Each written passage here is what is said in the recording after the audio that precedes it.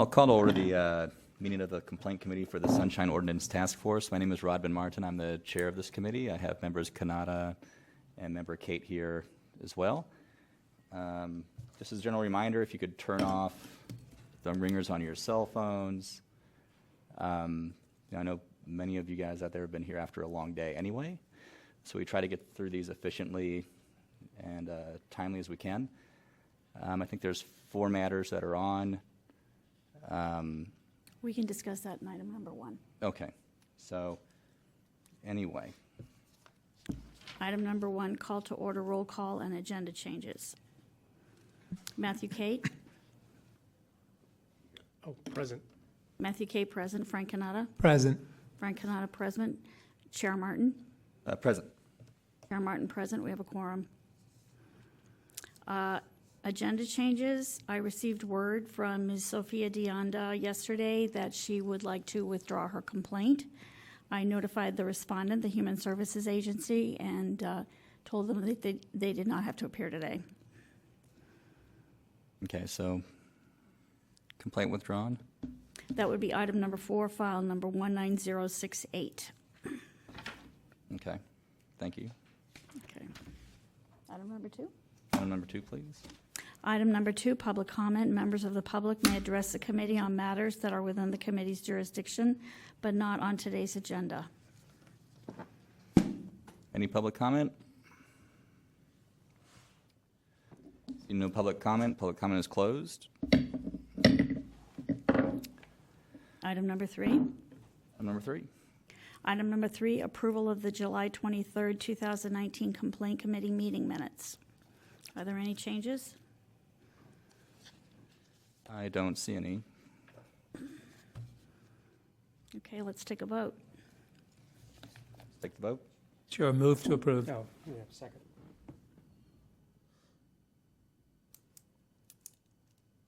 Member Kanata? Aye. Member Kanata, aye. Member Kate? Aye. Member Kate, aye. Chair Martin? Aye. Chair Martin, aye. The motion to accept the Complaint Committee meetings of July 23rd are ordered. Okay, next item. As we discussed, item number 4 is not going to take place today because the complainant has withdrawn their complaint. So we go directly to item number 5. Okay, item number 5. Item number 5, file number 19061, complaint filed by John Hooper against the Office of Economic and Workforce Development for allegedly violating Administrative Code Section 6721 by failing to respond to a public records request in a timely and/or complete manner. Okay, so as I typically say this at the beginning, but this is the complaint committee level, so no violations are determined today. It would simply get referred to the full task force. So is the petitioner here? Mr. Hooper? Yes. Thank you. Is the respondent here? Okay, thank you. Petitioner, you can step forward.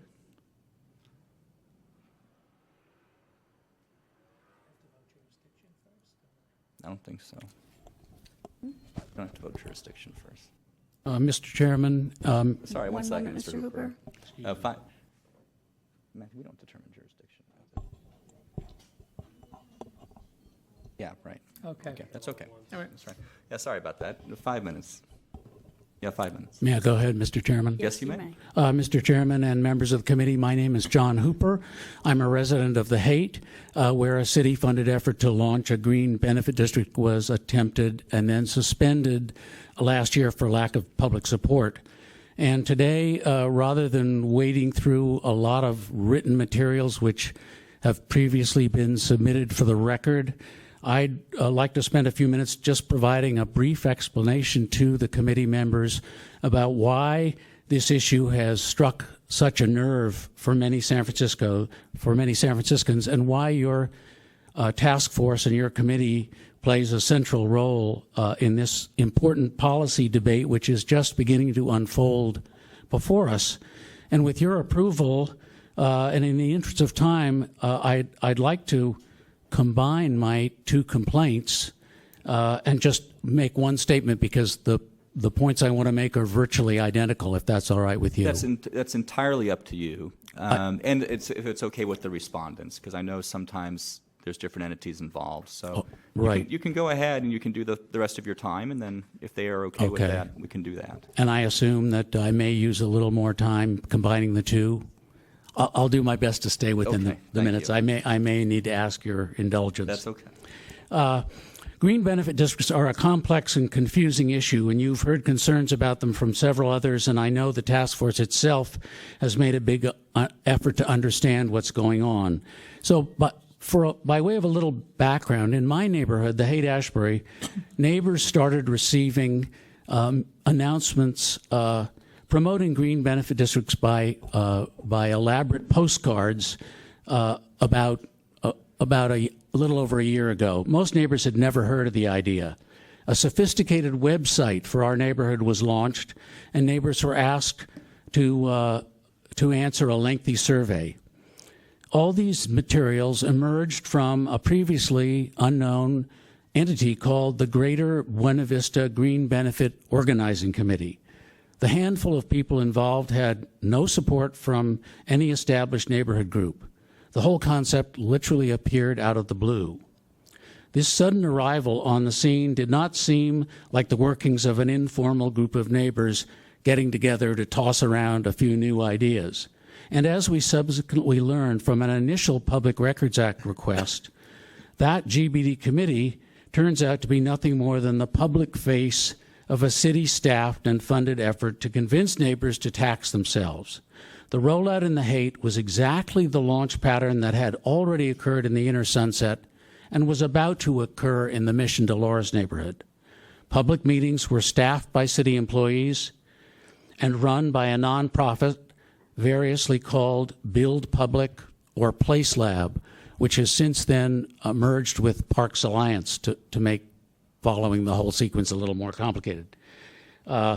These meetings stuck to a tight script. It was very hard to ask questions or get information about the program. Again, through Public Record Act requests, we learned that the local formation committee had already been meeting in private with city officials for almost a year and had already secured public funding for the aforementioned outreach materials, mailings, website development, and so forth. So my complaints 19061 and 19062 related to a PRA request I initiated in February of this year are really just further attempts to understand a complicated situation which is troubling to San Franciscans across several neighborhoods. I named both OEWD and DPW in my complaints because it's really hard to sort out the roles and responsibilities between various government agencies as they relate to this program. GBD, the GBD program manager is housed in the Department of Public Works. And yet we know that OEWD has provided grant funding and staff support through its offices. To further complicate matters, some of the monies which have been sent via OEWD in the form of grants actually originated with DPW. And there's voluminous correspondence, for reasons I don't really understand, between the two agencies, making it very clear, OEW saying, this isn't our money, we're just the conduits. So it's complicated. To further complicate matters, the mayor's office is very involved in this, because should a GBD get to its final stage of approval, there is an official ballot measure which is launched by the Board of Supervisors and administered by the Department of Elections.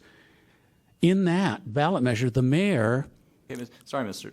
Hooper. Just wrap this portion up in a couple more sentences, and then we're going to let the respondent go. You'll get more time, but Certainly.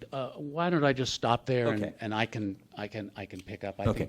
I guess the only other point I want to make is that, and you have it in your record already, so I didn't bother to resubmit it, but if you look at the 9 questions I asked on February 11th, and you lay them next to the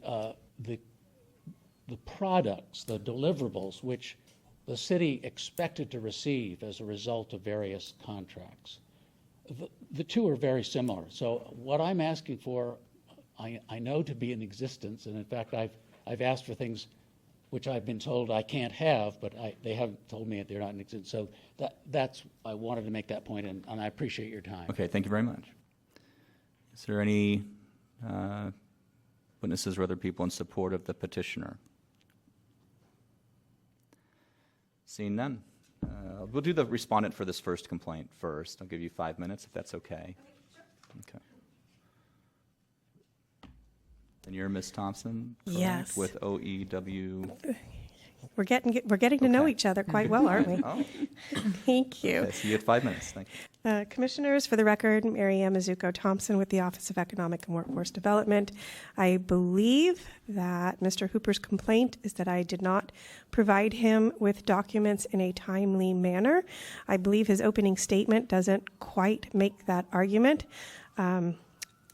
At OEWD, we've gone above and beyond to accommodate Mr. Hooper and his requests, to include sending him all of the documents that he's requested, to include putting all his documents on thumb drives and giving them to Cheryl so that she could give them to him.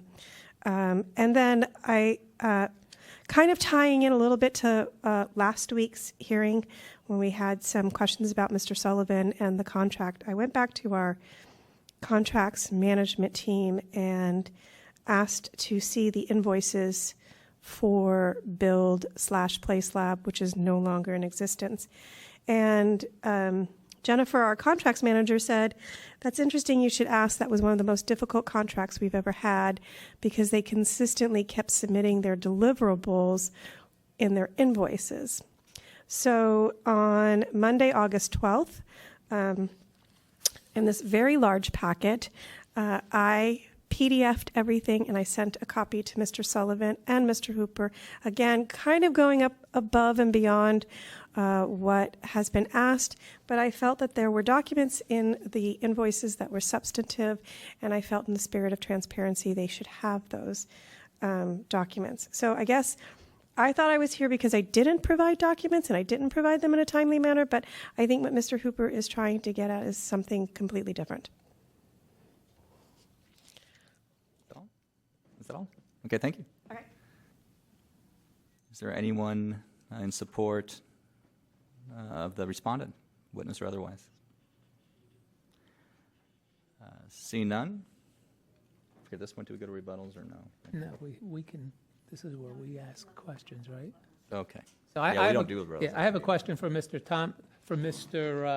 Hooper. Sorry. So, as the respondent just claimed that they sent you documents, and I'm looking at the 9 items that you requested. Have you received these?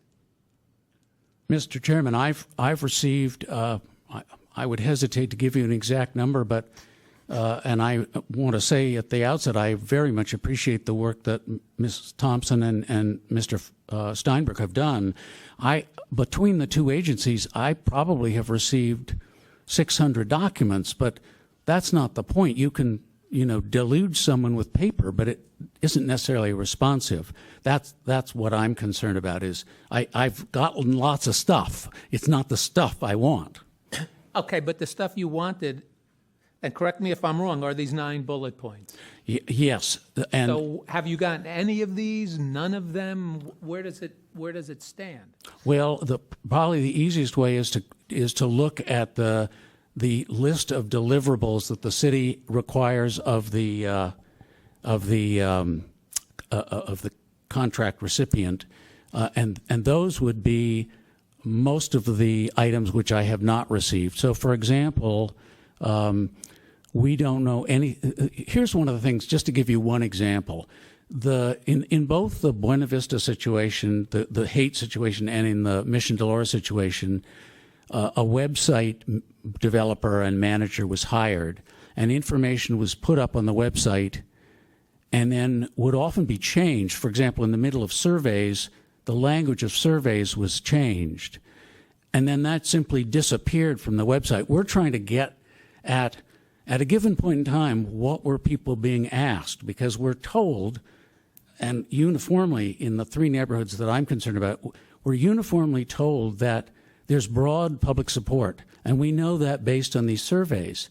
And yet, from what partial information we've received, the exact opposite is true. People are writing absolutely scathing remarks about this program, and it's the exact opposite. So I'm not getting anything. I'm not getting anything that you might consider internal. I'm not getting meeting minutes. I don't know who they're mailing to. I don't know what they're saying among themselves. And these are all. I wouldn't. You could say, well, that's private stuff, but it's a deliverable. It's something the city asked for and paid for. Sorry, go ahead. Again, so this is meetings of the formation committee, is what you're talking about? Well, again, that's Mr. Chairman. I thank you. That's complicated. It's hard to sort out. I understand that. The only thing we've heard a case very similar to this recently, and if the documents are with the city, they're public records, and you should get them. Right. If the documents are only with the formation committee, then it becomes very complicated. I agree, and I'm skipping over. We may disagree on that issue, and who knows, maybe we'll talk about it again. But putting that aside, I believe that most of this information is in the hands of the Parks Alliance, which is, we go through this succession of contracts. The city had a contract with something called Build Public, which was formed by a private developer called Build Inc. Then Build Public changed its name to Place Lab. Then Place Lab, a year ago on July 1st, merged. I'm not quite sure what merger is, but merged with Parks Alliance. And the city contracts then, as of July 1st a year ago, were all updated to reflect all of that. So the way I look at it is whether the entity that was conducting a given meeting or putting together a website was called the Parks Alliance or its predecessor, all that stuff is now in the hands of Parks Alliance, which has been paid, just in the case of Mission Dolores, something like $160,000. And so my contention is that it doesn't matter where, in the hands of what nonprofit it may reside. The city paid for it. And I don't know or particularly care whether it's OEWD or DPW or the mayor herself, but the city owns that, and the city, it says right in the contracts, as you've heard from other people who've come before you, the city has an absolute right to the disclosure of that information for the public. And in this case, the city's, it's not like there have been a lot of public hearings on this controversy. The city has abrogated its responsibility, and it's all fallen in the hands of citizens, which is why you become such a central player in this whole thing. So Mr. anyway. Hooper, I think the other question, if the other members can correct me if I'm wrong, but I think we had a little bit of this discussion at our full task force meeting about deliverables and the contract. And sometimes the city says it's not delivered. There might be a contract for deliverables, but the deliverables are never delivered. And if that's the case, it might be problematic, to say the least, but if they don't have it, even if there's a contract that says it should have been delivered, how do you, what are we supposed to do, is essentially what I'm at. Well, I agree with you. I don't know, and that's one of the real problems with submitting Public Record Act requests in this context. You often don't really know what you're hunting for. And but in the best sense of the word, I don't consider this a fishing expedition. But I would say, to continue with your example, well, certainly we'd want to know if they didn't deliver it, did they get paid for it anyway? So we'd want to see invoices. We haven't. We've seen some invoices, that's true, but it's kind of like this stuff gets piddled out at you, and Right. So is the main issue? There's a lot of moving parts. You have the two professionals who are here today that have tried to put together these voluminous documents and flash drives and whatnot. Is it just them not being able to provide the other stuff that you've requested, or a complete picture per your 9-paragraph kind of outline?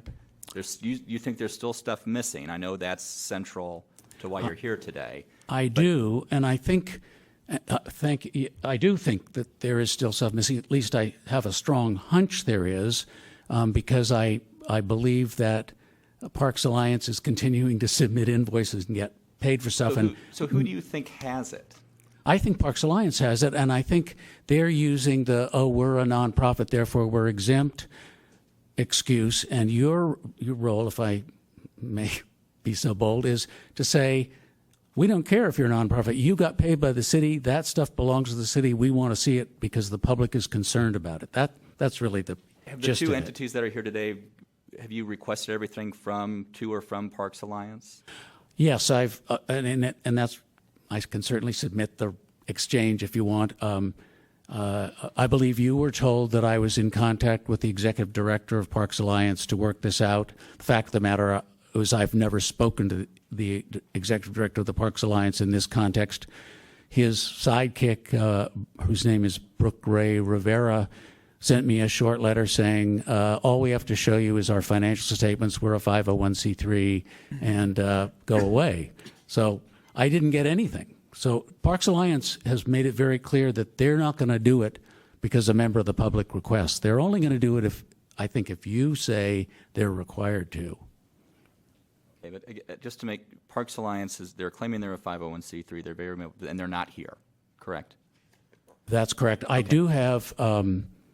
do have a separate complaint which has been on the docket before and then has kind of disappeared. I'm not quite sure where it is, but to be thorough, my original complaint named 4 parties, and you'll see that in the written correspondence. It also named the Recreation and Park Department, and in several conversations with the guy out there who's responsible, I became convinced that they had given me everything that was pertinent. So I asked Cheryl to drop Rec Park from my complaint, but I actually don't really know. But Parks Alliance, I still think, I don't know if they need to appear or if they just need to be instructed that when they get paid by the city, that information that they've produced is under the Sunshine Ordinance. Okay, is there anything else? I would say it's actually under 12L. It's not in the Sunshine Ordinance. No, dealing with nonprofits. We have heard cases, Right. Regarding that. Is there anything else Ms. Thompson can provide you with? Do you think that she hasn't given you at this point? Well, I want to make it clear to everyone, including Ms. Thompson, that I don't hold her at fault. I don't think she's withholding anything. I just think that the process is such that when a nonprofit says, we don't know what you're talking about, everybody says, oh, well, that's all there is to it. Okay. Yeah, and maybe you've said this already, did you make a records request to Parks Alliance, if they still exist? It's hard for me to follow. Have you made a records request to the nonprofit? Yes, and it's included in my original February 11th request. You'll see in the written record. And I see the letter. And they got it. I sent those letters in addition to, I did it the old-fashioned way, certified mail, so I know they got it. So, Ms. Thompson, has OEWD reached out to Park Alliance? Because I believe, and I'm not positive on this, but I believe the procedure should be that the citizen should go through the city agency, and the city agency should go to the nonprofit. Correct. So I hope I can make this. So the original contract was with Build Place Lab. And in that contract, it asked for agendas, all sorts of things. Place Lab invoiced us twice. And again, Mr. Hooper has all those documents, and held within those invoices were their deliverables. When we moved that contract over to the Parks Alliance, we moved it over to a deliverables based, and there were 7 deliverables, and I've given Mr. Hooper all of those to include when I went back for Mr. Sullivan, and I got additional documents from the Parks Alliance, like the spreadsheet the survey, all the answers go into a spreadsheet. I actually got them that spreadsheet as opposed to just the single document. And so I've given them everything that the Parks Alliance has that would be a deliverable, and over and above what would have been a deliverable in their contract for them to invoice us. I've also given them the additional survey questions. I've given them the spreadsheets. Right, but you've given him everything Parks Alliance has given to you. And that I've asked Parks Alliance for over and above. Right, but they're delivering.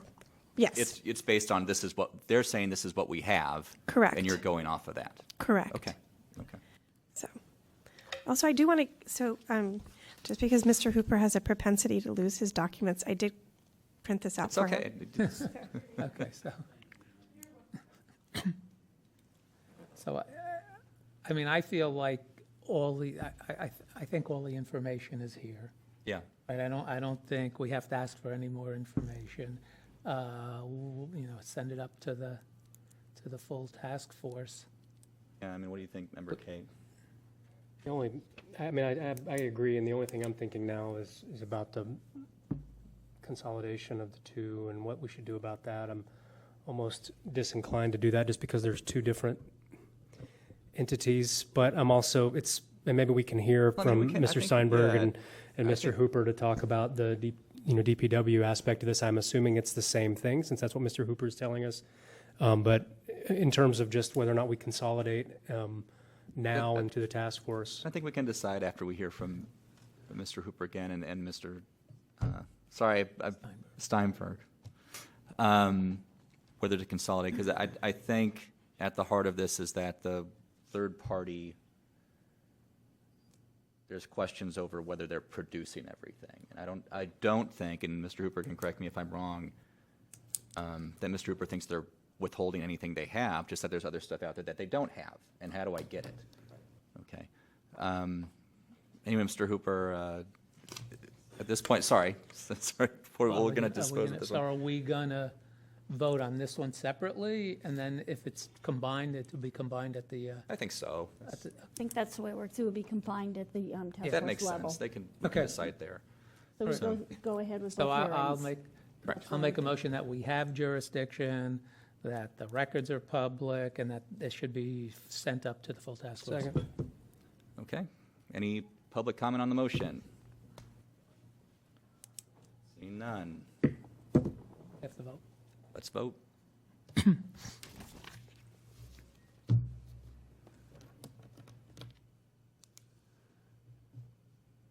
Member Kanata? Aye. Member Kanata, aye. Member Kate? Aye. Member Kate, aye. Chair Martin? Aye. Chair Martin, aye. The motion passes. Read item number 6. Please call the next item. Okay, hang on a second. That's okay. Item number 6, file number 19062, complaint filed by John Hooper against Public Works for allegedly violating Administrative Code Section 6721 by failing to respond to a public records request in a timely and/or complete manner. All right, is petitioner here? Mr. Hooper, I know you're here. Is respondent here? I'm hiding. All right, I see it. So you can have another 5 minutes.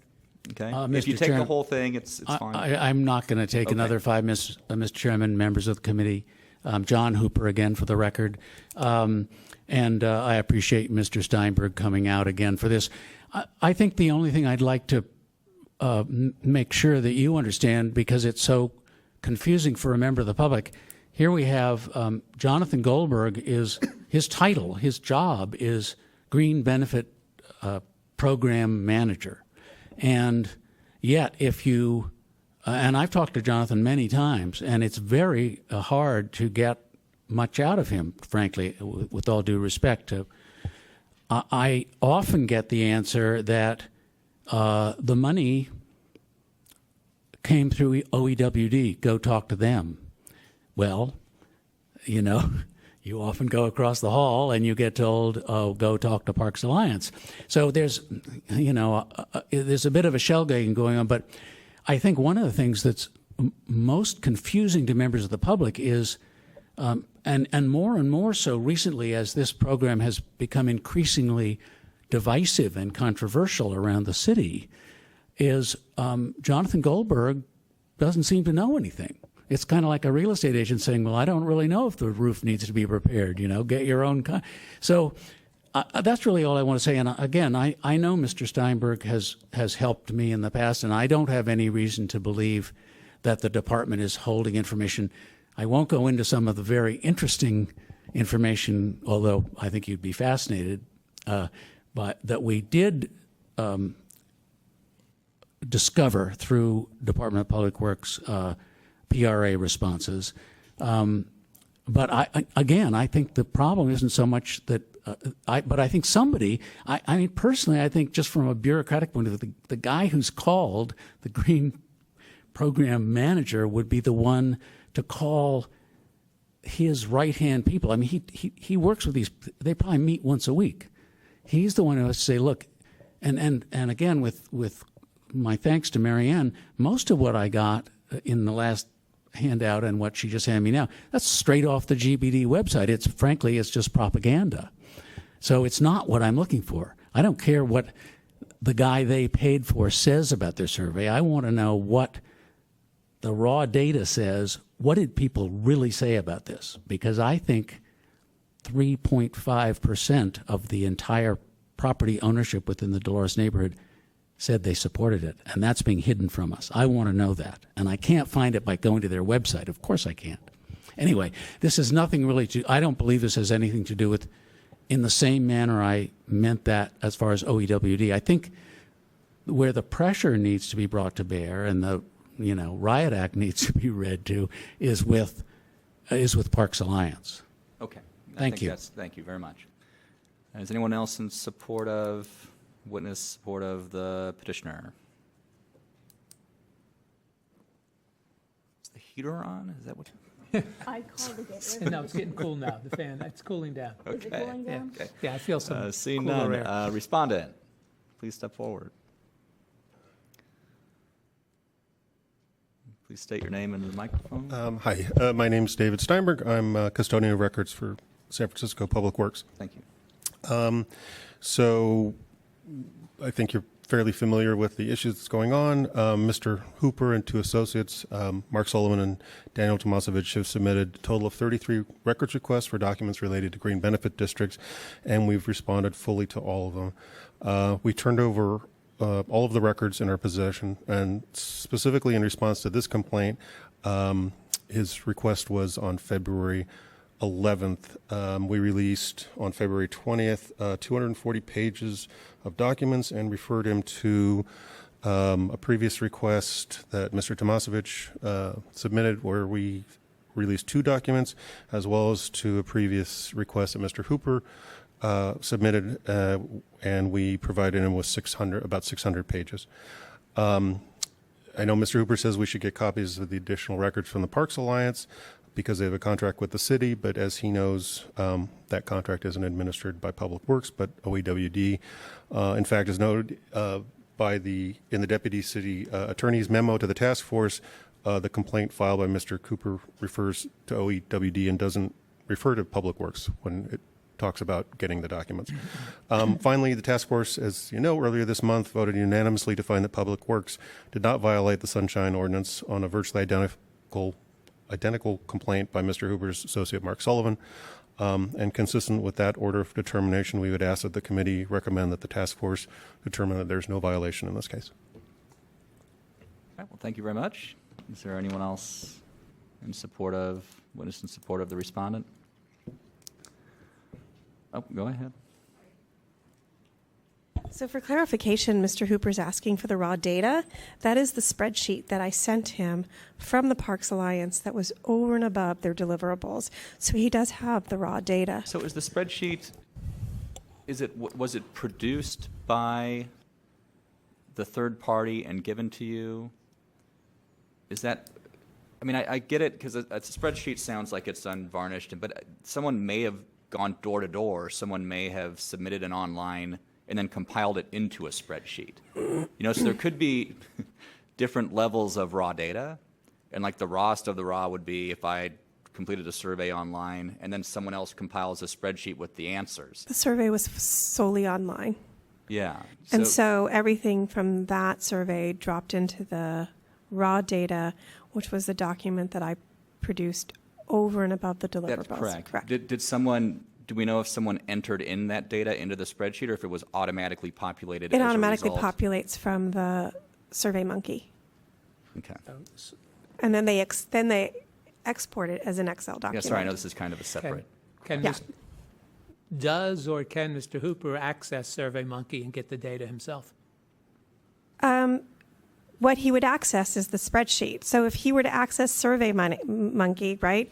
So it takes those people's responses and drops it into what Okay. looks like a spreadsheet. Okay. So, Right, but can he see the responses? yes, I gave that to him already. That's what I'm trying to clarify. It's okay. Thanks. So, anyways, anyone else in support of the respondent? Or? Yeah, I just have one other question, Mr. Hooper. How does this tie into the not-for-profit? Have you asked DPW to help you with the not-for-profit? Because it seems like this. It seems like this is the identical situation. Yes, and that's what I meant by combining my statement. Okay. I think it is the identical situation, absolutely. But have they told you that? Sorry, Frank. Have they told you that OEWD is the main contractor with? I already forget the name of the third party group. What's it called? Yes. Parks Alliance. Or, Parks Alliance. Yeah, it's confusing because the original contract with the city was with something called Build Public, and then Build Public changed its name to Place Lab, and then Place Lab merged with Parks Alliance almost exactly a year, July 1st, a year ago. So that's But the city government agency that interacts with that contract is OEWD. yes, except again going back to an earlier description I was trying to make. OEWD also made it clear, at least in an earlier iteration, that a good chunk of the money they receive for both the greater, and this is another thing that's confusing, the beginning of the Greater Buena Vista GBD and the Mission Dolores GBD were funded by the same grant. A large amount of that money was actually DPW money. Now, some of the other part has been cobbled together. There was money that had been originally earmarked for street cleaning, ironically enough, in the Dolores Park neighborhood, which was pulled out by former Supervisor Sheehy and put into the GBD. So it gets complicated, but there was money that absolutely came from DPW, at least. But right now, that OEWD is the partner with Parks Alliance. That's what I'm hearing. Is that what you're... I don't, I don't want to sound glib about it, but I don't really care. The contract says the city of San Francisco owns this information. Right. It seems to me the bureaucracy can work out whether Chris Corbis wants to ask the question or Jonathan Goldberg wants to ask the question. I don't know. So let's go back to the survey very quickly. What are you talking about when you're talking about raw data? Because I think that we might be talking past each other with raw data. What are you looking for? Let's take the Mission Dolores Green Benefit District. There are 4,800 assessors parcels in that district. About 12% of the total people living in that district, businesses, renters, and owners, answered that survey. About 10% of the actual property owners answered that survey. Of those, only 35% of that 10%, or 3.5%, said they were initially in favor of this idea. So 3.5% of the property owners in the greater, in the neighborhood, the Mission Dolores neighborhood, said they wanted to go ahead. And yet the proponents, this small committee of volunteers, as it's been presented to you, this small informal committee that's gotten a lot of money, has said, based on this survey, we feel encouraged to go ahead toward a management plan and an engineer's report. Is there anything else you feel you're missing related to the survey? Because I think that was something that was brought up earlier. Are you satisfied with this? I shouldn't say satisfied. I mean, is the spreadsheet all there is, right? I mean, is there anything else you're looking for related to the survey? Well, yes, I don't know. There was a section in that survey and in the Buena Vista survey in which people were allowed to make added comments of their own. And I mean, frankly, one of the things that killed the Buena Vista thing dead was when we got that through a Public Records Act.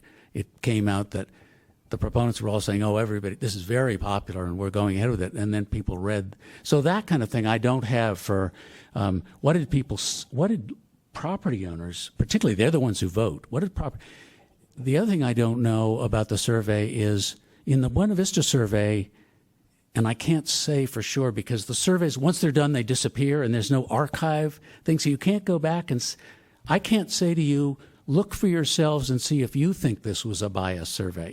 It's gone. Right. So in the Buena Vista survey, they spent several months conducting surveys where there was no opportunity among the, I think there were 18 questions, to say, I'm not interested. They didn't offer that. Later they were Right. criticized. I think I just want to make sure you got what is related to the survey, because it sounds like you asked for that. They produced a spreadsheet.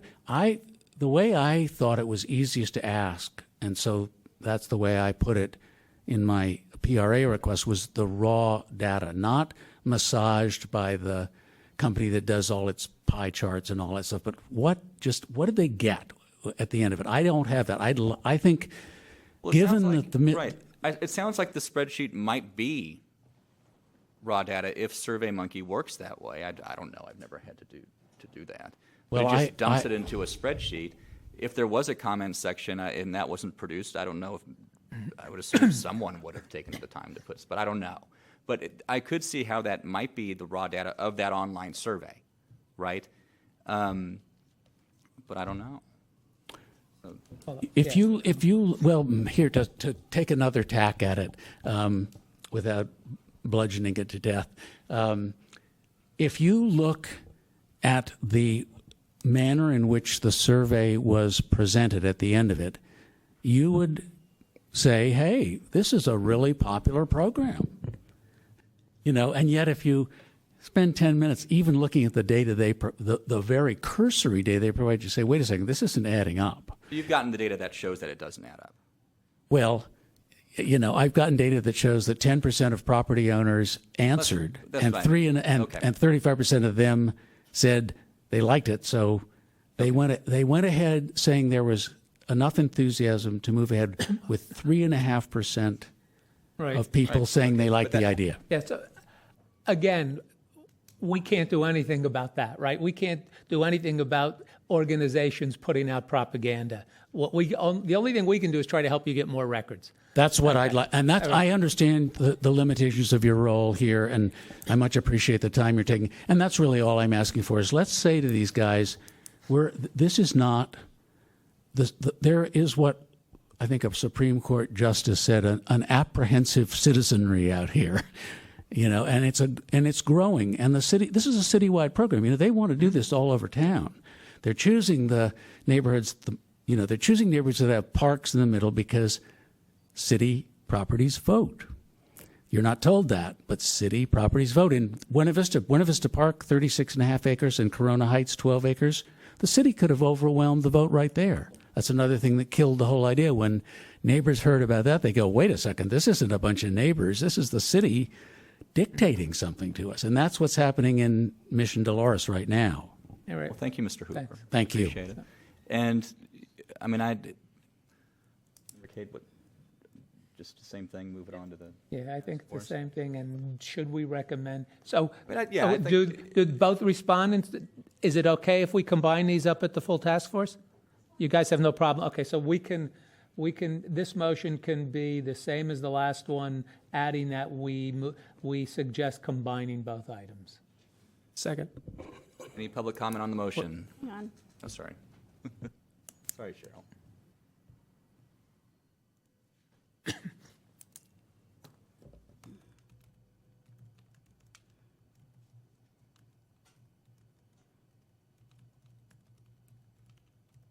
Public comment? Any public comment on the motion? Seeing none, let's vote. This is to find jurisdiction, records are public, and refer to the task force with the provision that these. Recommended, With the recommendation that they be combined. Correct. Yeah. consolidated. Frank, you made the motion? Mm-hmm. Okay. Member Kanata? Aye. Member Kanata, aye. Member Kate? Aye. Member Kate, aye. Chair Martin? Aye. Chair Martin, aye. The motion passes. So thank you, Mr. Hooper. Chairman, members Yes. of the committee, and staff of the various agencies involved, thank you very much. I did make a written statement. Do you require that or want it? Or If you want it wanna included, provide it, that'd you be can great. provide it. Okay, I've got a sort of a sloppy copy. You want me to send you something on a? I can give you what I got here. Yeah, that's fine.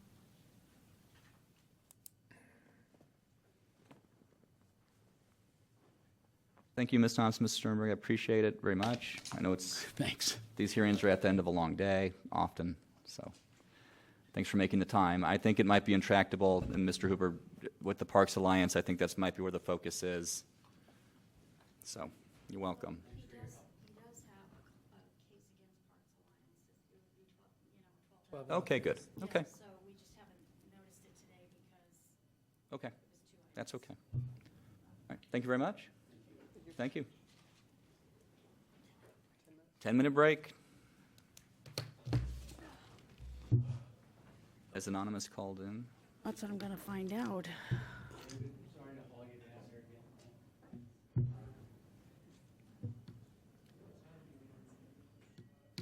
How's things? Hello? Anyone there? May I be unmuted? Hi, can you hear me? Yes, I can hear you. We're taking a 10-minute recess, and then we will begin. So in the meantime, I'm going to mute you, and then before the proceeding begins, I will have you call in. Hello?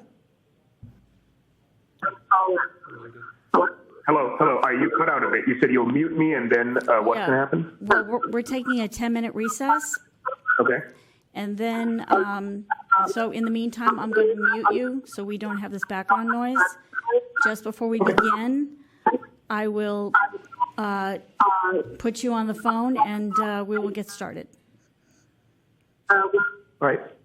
All right? Thank you. Thank you. Oh, God.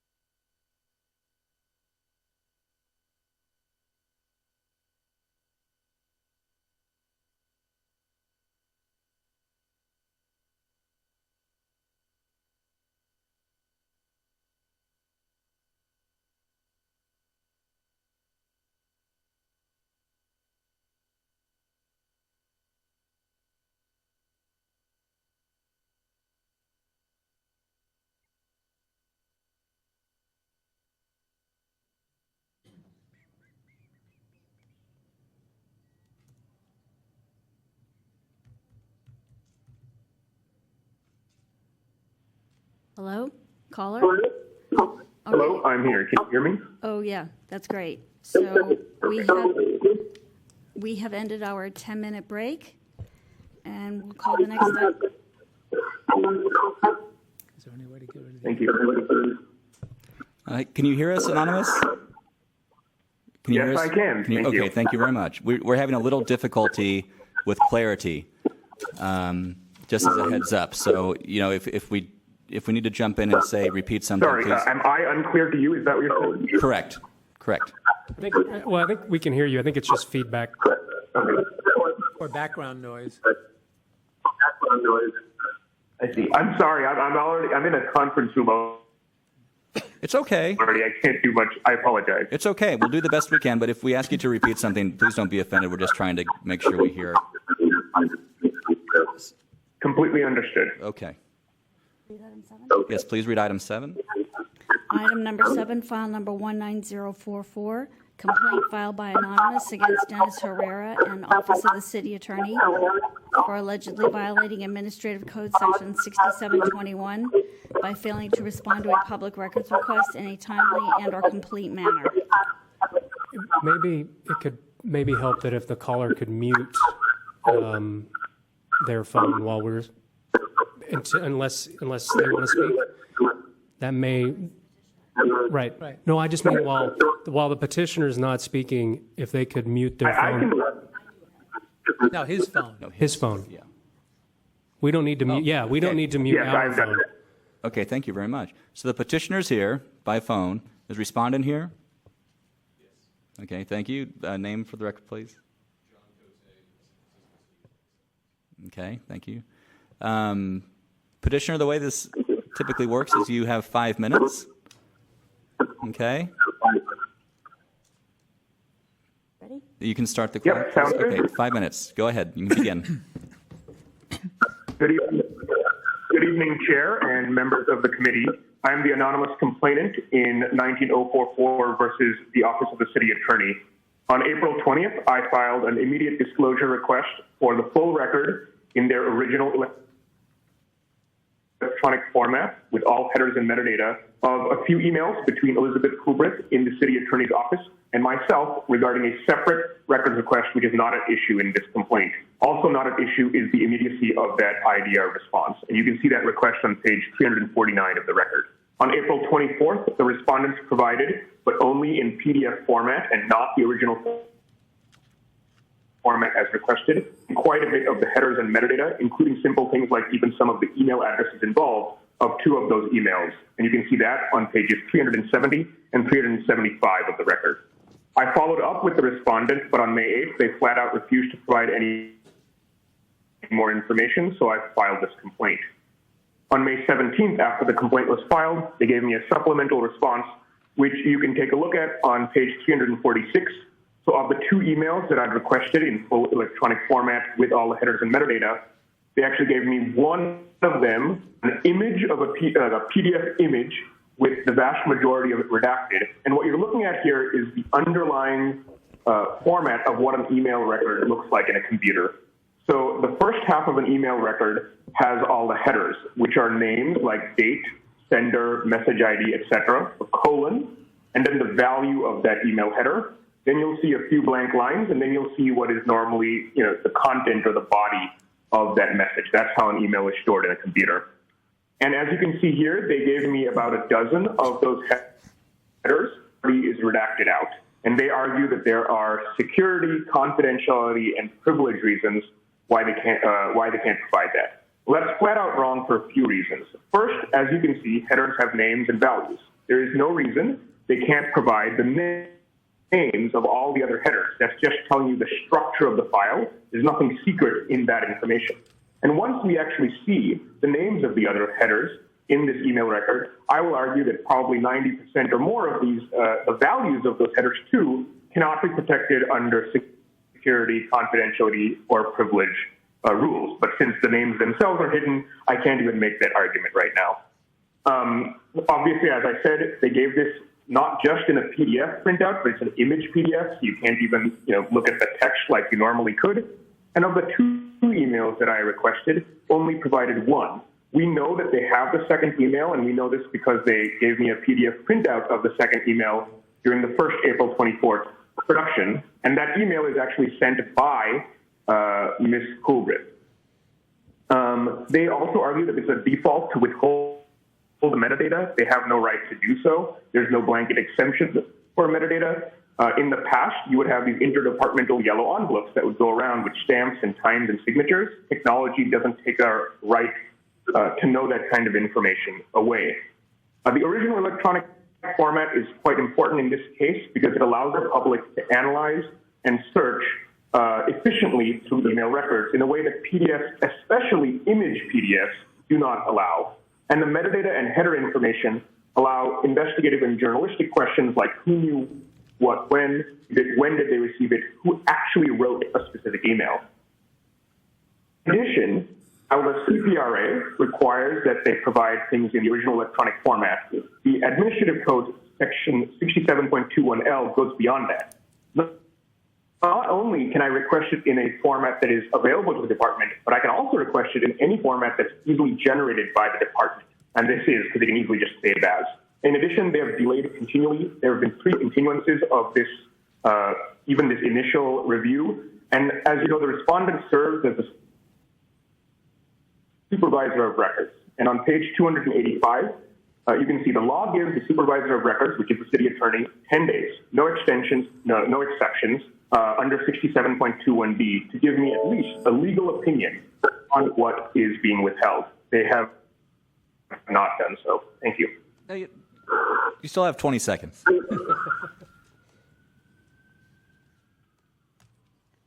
Sure. The only thing I actually had to say beyond that is I had given you guys 3 documents to include in the agenda. I think Ms. Ledger has given you the third one. It was just left out by accident, so I hope that's included if you do pass this on to the full task force. Mm-hmm. Thank you. Okay, thank you. Is there anyone to speak in support, witness in support of the petitioner? Seeing none. Respondent?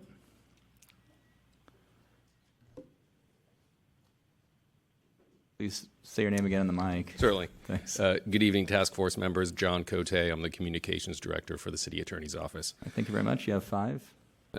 Thank you. So first off, I would just refer you to our office's May 17th, 2019 response to this complaint. I believe you'll find that on page 414 of your agenda packet. I trust you've already read it. I just wanted to quickly highlight a few points from our perspective. First is that producing documents with metadata can subject the city to security risks and can lead to the inadvertent disclosure of privileged information. The Public Records Act expressly does not require an agency to produce records in their electronic formats if it would jeopardize or compromise the security or integrity of the original records or of any proprietary software in which they are maintained. And that's California Government Code section 6253.9 subsection F. Additionally, Can you repeat that government code section? Sure. It's 6253.9 subsection F. Got it. Thank you. Certainly, no problem. Additionally, I would draw your attention to another section of the California Public Records Act, which is 6254.19.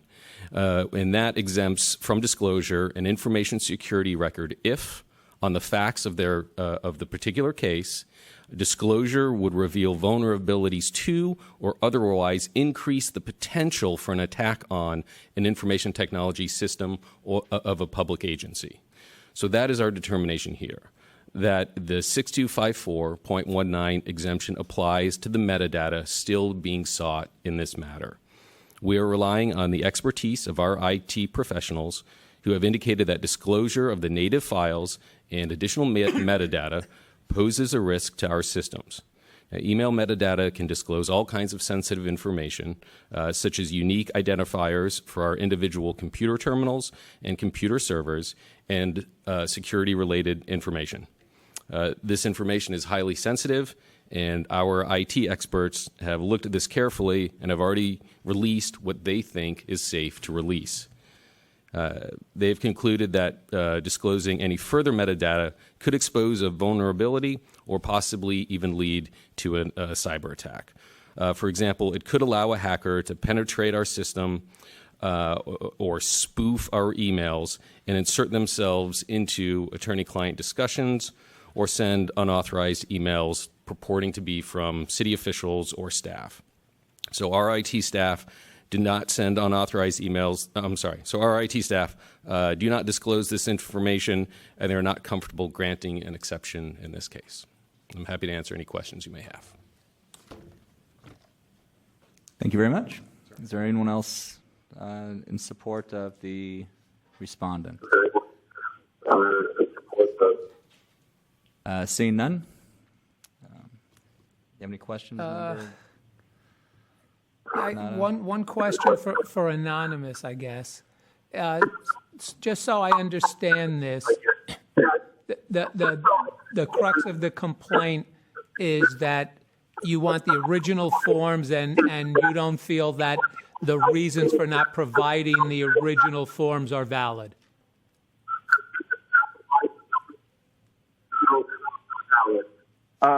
Well, there are two parallel allegations. I want the original formats, and they should provide those because I believe that's what the law says. Even if they want to redact certain security information from it, and also a parallel allegation that says even if you don't give us the original electronic formats, even if you give it in PDF format, you still need to give all the headers and metadata except for the ones that are excluded. So you could possibly find for me in either or both or neither, right? Okay, thank you. Because they're two different issues. Let me know if there's clarity.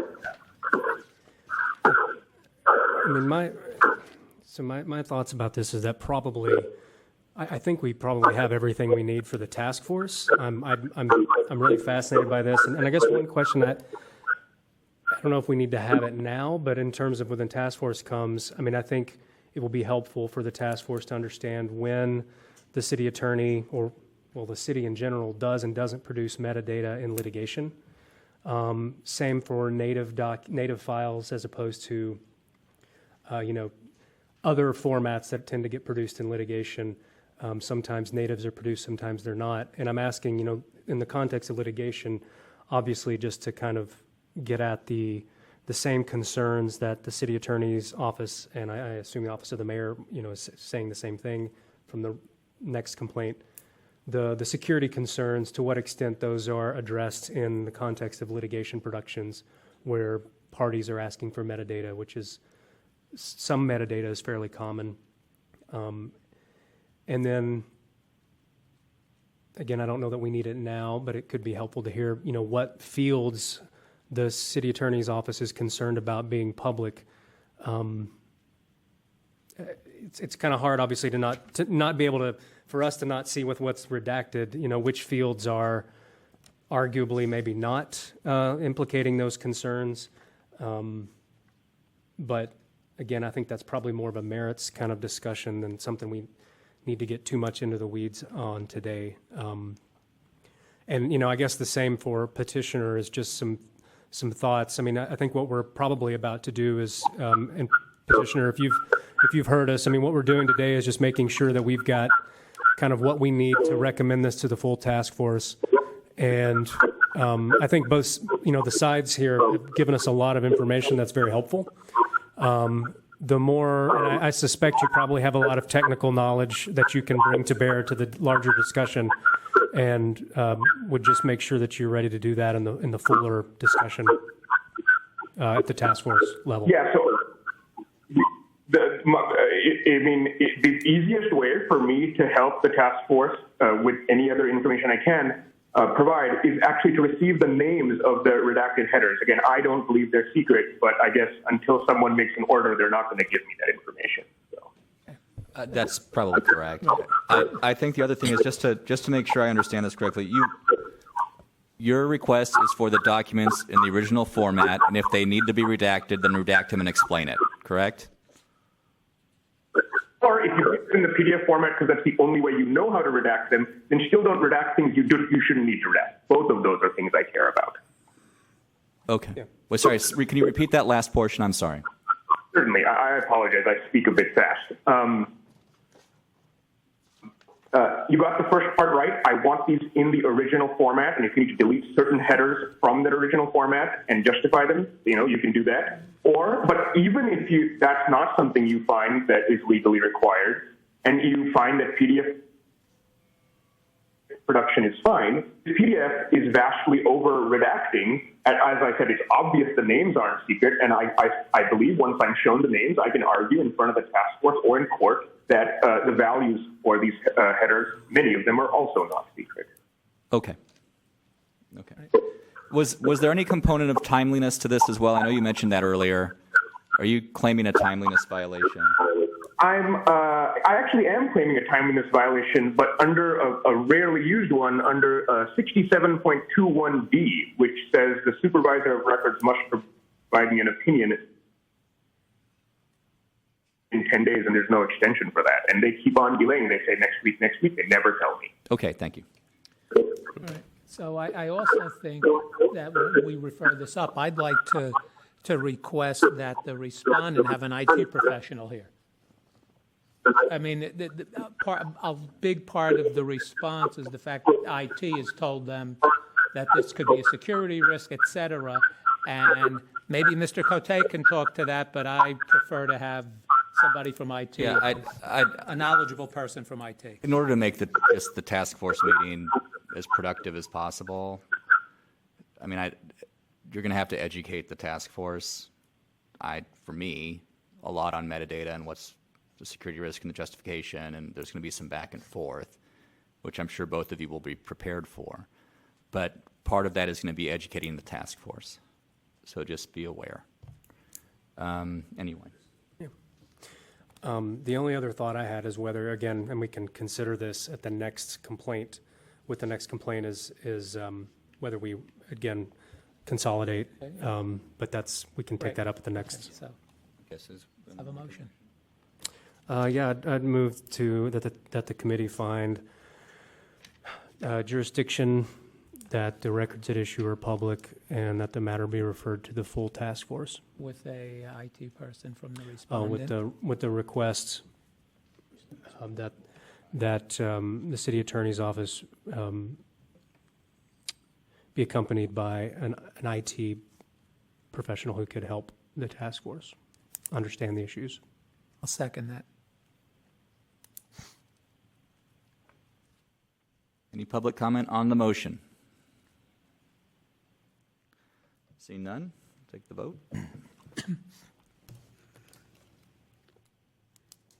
Member Kate? Aye. Member Kate, aye. Member Kanata? Aye. Member Kanata, aye. Chair Martin? Aye. Chair Martin, aye. The motion passes. Okay. Next item. Next item. Item number 8. Item number 8, file number 19047, complaint filed by Anonymous against Mayor London Breed, Hank Heckel, and the Office of the Mayor for allegedly violating Administrative Code Section 6725 and 6729-5 by failing to respond to a request for public records in a timely and/or complete manner. Is petitioner present? Yes, sir. Okay, thank you. Is respondent present? Okay. And name, please? Okay, Mr. Hank Heckel. So, petitioner, this will work same format as the previous matter, so you have 5 minutes. All right. Good evening, Chair and members of the committee. I'm the anonymous complainant also in 19047 versus the Mayor's Office. I filed on May 8th an immediate disclosure request for a week's worth of the Mayor's calendar records, again, as in last case, for the original electronic format and with all headers and metadata. Because the case is somewhat similar to the last, I'm going to try to focus only on the differences, and there are some. However, if you want me to repeat some of them for procedural reasons, I'm happy to do so. Petitioner, could you just slow down a little bit? I apologize. That's okay. Yeah, we have an assistant here who's trying to kind of take notes. And it's a little different. Sure. And Go ahead. Sorry. All right. So the Deputy City Attorney's memo in this case argues that I actually waived the original electronic format requirement. I did not. You can see my request exact wording on page 492. I requested original electronic formats, gave examples in which they could produce those, and said, but even if you give it in a PDF format, you still need to give me the headers and metadata. That's not a waiver. I'm saying if you violate one rule, please don't violate two rules. Their response was very short from the respondent. It's on page 492. They didn't justify why they had given so few records. All they gave me was a short PDF on page 503. There has been no supplemental production in this case. And they didn't really provide the full explanation of why they hadn't given me all the records in the response to my record request. Instead, they provided that explanation to you, the task force, in their response to my complaint. And therefore, my best argument is actually made in the June 3rd rebuttal on page 485. Now, what's unique about this case is the respondent's reliance on Proposition G, or Administrative Code Section 67.29-5. Relevant to this case are two clauses: that the mayor shall keep or cause to be kept a daily calendar, and that it mentions some things that have to be kept in that calendar. And secondly, that such calendars shall be public records. However, this section cannot limit in any way the definition of a public record under the CPRA. A local ordinance cannot reduce the definition. It can only expand it. So if there are any calendar records prepared, owned, used, or retained by the office of the mayor, they should turn them over, and not just this special Prop G calendar. Now, it's quite possible that maybe the Prop G calendar is literally the only calendar that is kept by the office of the mayor. If they declare that, I guess that's that. I find it hard to believe, since I don't know how you'd run a mayor's office with that little information on your calendar. The deputy attorney's memo in this case also discusses the dispute between the two parties regarding what electronic format the calendars are quote-unquote held in. However, again, that is the weaker requirement of the CPRA, and it is superseded by SF Admin Code 67.21L, just as in the last case, where it's not just any form that is available to the department that I can request, but also anyone that is easily generated. If you want, or if the respondents want to argue that iCal or iCalendar or VCal are not the format that it is held in, well, any major brand calendar or email system you can save as or export, and you'll give me all the data by doing that. The metadata and headers in this case are also important. In fact, in some cases, they're more important than in the email case. If I want to know who actually invited the mayor, did the mayor ask the outside person for this meeting, or did the outside person ask the mayor? Who accepted? Who denied? Was it someone who works for the mayor who actually made this request, or the mayor herself? All this information can be identified via the metadata and headers. I don't really have much more to add here. Those are the differences here. Thank you very much. Thank you very much. That'll conclude petitioner. Is there anyone else in support, witness in support of petitioner? Seeing none, responded? You will also have 5 minutes. Please state your name into the microphone. Good evening, members of the Complaint Committee. I'm Hank Heckel. I am the Compliance Officer for the Office of the Mayor, and I'm here to respond to the complaint by Anonymous. Just to recap the relevant background, we received Anonymous's request, an immediate disclosure request, seeking the calendar of the mayor on May 8th. We responded in a timely fashion the next day on May 9th and responded with a copy of the requested calendar entries for the requested dates of April 28th to May 4th. We included the times of meetings and events, the places of such meetings and events, the names and information regarding the attendees, and a general statement of the issues discussed at each event, consistent with the Prop G calendar requirements of the Sunshine Ordinance. We provided this information, as the requester notes, in a PDF format to avoid compromising security and the integrity of the record. Contrary to the assertions of the complainant, we did identify a specific provision of the PRA to justify that format. We cited Gov Code 6253.9F that was discussed by Mr. Cote with respect to the request of the city attorney's office. What was that code again? It's Code 6253.9F. Thank you. Anonymous's complaint is focused on information which either A, was provided, B, does not exist, or C, compromises non-substantive metadata such as security validation information, the disclosure of which could jeopardize the security and integrity of both the system on which the file was created, as well as the overall city system in which such records may be maintained. Just to address some of the non-metadata items, to take care of those at the outset, the complainant identified as allegedly missing email addresses for invitees to the meetings and, quote, the acceptance or rejection of individual attendees to the invite regarding the calendar entries. But just to clarify, such information does not exist in the mayor's calendar. We do not use the invite feature of the Outlook calendar to maintain the Prop G calendar, and accordingly there are no associated emails and no information concerning acceptance or rejection of individual attendees. He also noted that in some cases actual names of attendees were desired instead of group descriptions. Again, under the Prop G requirements, we are only required to identify attendees when 10 or fewer attend. So for larger meetings, it could be the case that not every attendee was disclosed.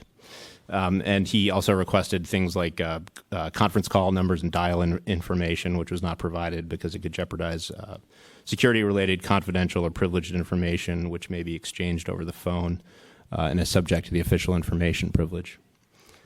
Now, just turning to the metadata that is really the focus of the issue and is similar to the crux of the matter regarding the city attorney's office. I just want to echo several of Mr. Cote's comments regarding the risks posed by disclosing metadata.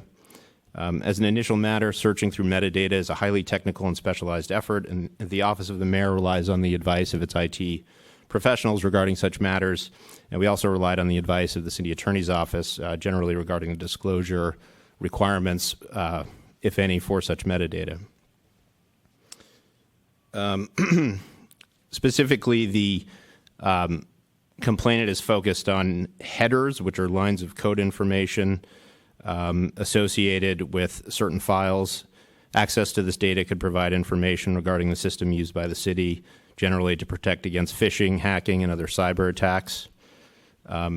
This type of information could expose vulnerabilities and provide targets to someone wanting to breach into the city's system. These types of information include potentially the IP addresses of specific users at specific computer terminals, the versions of Outlook used by a specific user, the server route through which a message travels to arrive at its destination, the types of firewalls and security measures used. For an illustration of the risks posed by such breaches, I would just refer the committee to the New York Times article regarding the hacking and crippling of the City of Atlanta's computer systems. It's on page 528 of the packet. And just if I may, I see my time is up briefly with respect to formats. The requester identified 3 different formats, aside from PDF, something called ICS, something called iCalendar, and also vCard. vCard is not something that we have discovered any available method for converting the files to, so that's not really relevant here. And iCalendar and ICS are not formats in which the calendar is maintained. It's maintained as basically a static Outlook calendar format that you may be familiar with. So we would have to perform a conversion step to transform the calendar entries into these formats, and it's our position that that's not required under either the PRA or the Sunshine Ordinance. I'll also just point out Code Section 6253.9 A1 says the agency shall make the information available in any electronic format in which it holds the information. We do not hold the information in these formats. These are not formats that we use. the requester referred to a section of the Sunshine Ordinance referring to easy conversion to other formats. Our submission is that this would not be easy, at least in part because converting to a native format such as this limits the ability to redact information, privileged information, confidential health information, which just can't be done in a native format. So we don't think it applies in this case. All right, thank you very much. Is there anyone in support, witness in support of the respondent? Seeing none, we'll discuss the matter. I've got one quick question. And this just pertains to one aspect of this. The petitioner asked for people who accepted or rejected invitations, and you're saying you don't use that feature in Outlook. Certainly the office knows who came to the meetings and who didn't. Can't that be provided? You mean like sign-in sheets or? Yeah, or records of the meeting to who was there, who wasn't there. Well, the records of the meeting are in the calendar we provided. It shows all the attendees of the meeting. It shows the attendees. It shows, it shows the attendees. It shows their affiliations. It shows Okay. the, et cetera. All Does the mayor keep a separate calendar outside of the Prop G calendar? There's no official calendar that's used outside of this. There are, Well- there could be records relating to scheduling meetings that are used by staff to schedule such meetings. The request, as I originally understood it, was for the mayor's calendar, which we deemed to be the Prop G calendar. Okay. The only reason I ask is I think, and correct me if I'm wrong, Member Kate, but you brought to my attention that Prop G may be read to be the minimum requirements for the calendar. I mean, I'll just let you take yeah, no, I mean, over that's the something we've discussion. discussed a little bit before in a different context, and that's certainly what the petitioner is saying. I mean, it's, I think there's a good argument for that, but I guess I just want to ask, is there an unofficial calendar? I mean, and to kind of tag on to that, you mentioned that there's not an invite feature for the Prop G calendar. Is there an invite feature for another calendar? Whether it's Other staffers may use the calendar feature to set up meetings, but what we keep for the mayor as the mayor's calendar reflects meetings that are actually scheduled to go forward, and then the fact that they actually took place. Does the mayor keep her own personal calendar separate from the Prop G calendar? For personal appointments and the like? Or for personal appointments, but anything that may also, if any city business or any city meetings may pop up as well. I guess I'm just curious if there's any, the Venn diagram of the mayor's personal calendar, like on her iPhone or at whatever, versus the Prop G. Is there, what overlap is there, if any? I don't know if I can answer that sort of generally, like as a general matter. The mayor may use her own calendaring functions on her personal devices for appointments. There could be some overlap there with things that are on the Prop G calendar. I can tell you that what we'd retain is the Prop G calendar because we're required to do so by law, and there are retention requirements that we apply to the Prop G calendar, whereas other documents relating to scheduling meetings may not necessarily be subject to retention or available at the time the request was made. Yeah, I think that, you're required to keep a Prop G calendar, so you have one. But I think what we're trying to figure out, is there any other calendar that the mayor's staff or office uses to calendar things? Again, I think staff may may refer to and use use Outlook to schedule meetings, but I don't know that they're made. I can't speak to what's retained by each staffer with respect to anyone still speaking? Hold on, Petitioner. Sorry, Petitioner. One second. We're asking Mr. Heckel a few questions, and we'll provide you an opportunity if that's okay. Okay.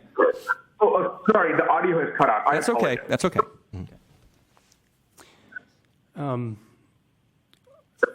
So how do on the Prop G calendar that is in the in our packet or the PDF printouts, I guess, how do these, is someone manually entering? For example, I'm looking just right now at April 28. Did someone manually enter North Beach Citizens Spring Dinner, or is that something that a staffer or somebody would then send an invitation to the Prop G calendar. I guess the question is, how does the stuff get on the Prop G calendar here? So I think generally the practice is that staffers that have access to the, it's a file that's open to some staffers that are involved in scheduling, so they have access to input events once they're confirmed into the Prop G calendar. Okay. Thank you very much. Anybody else? Petitioner, I know you wanted to say something. I don't know if Member Kate had a question for you either, but go ahead. Sorry. It is actually a logistical point, which is that in all these cases, and maybe that's something that administration needs to solve, on this bridge call, the podium is completely inaudible. While the committee is audible, I'll go back and listen to the oral arguments when you guys post them, so I know what happened. But the podium themselves, it's almost inaudible. Oh, okay. Sorry about that. Well, you're right. When you're able to listen to them online, we're going to vote on this very soon. Is there anything you needed from me to clarify? I'm sorry if I didn't hear. That's okay. I don't think so. I think we have enough to kind of make our motion, and you'll hear it. I guess the only other question for both parties is, can these two issues be heard together, or does any side say they want them separate? I would like them separate, at least for the Prop G reason, which to do Okay, with that's All right, that's fine then. Yeah, that's all we needed to know. Thank you very much. All right. So now we'll get ready to make a Yeah. motion. Anyone want to make one? Sure, I think fine. We have jurisdiction, the records are public, and we'll send it up to the full task force. Second. All right. Is there any public comment on the motion? Seeing none.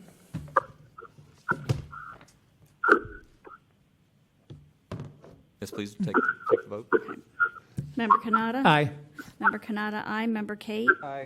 Member Kate, aye. Chair Martin? Aye. Chair Martin, aye. The motion passes. All All right. right. Thank you. Petitioner, thank you very much for appearing by phone. I know it was a little difficult at times. You'll be able to listen to this on the site relatively soon. Okay?